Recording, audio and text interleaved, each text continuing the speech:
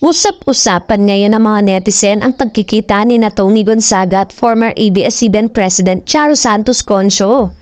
Missed you, Ma'am Charo Santos. Great meeting and lunch with you, say ni Tony sa caption ng post sa kanyang Facebook account, kung saan kasama rin nila ang kanyang asawang si Paul Soriano. Hinala ng ilang netizen, baka magbalik ka pamilya na si Tony na matagal naging host ng Pinoy Big Brother. Wishing Tony to become back to kapamilya, a very smart host, comment ng fan. Baka i-adapt na ni ABS yung Tony Talks vlog niya.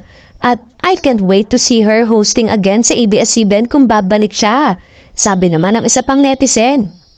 Maraming netizen ang nagpahayag ng kanilang suporta at kasiyahan sa balitang ito. Tiyak na magiging makulay muli ang primetime television sa pagbabalik umano ng nag-iisang multimedia star. Samantala, wala pa namang kumpirmasyon kung totoo nga bang magbabalik na ito. Bukod pa rito, may kontrata pang actress sa All TV na network ng Pamilya Villar kung saan may partnership din sa Kapamilya Network.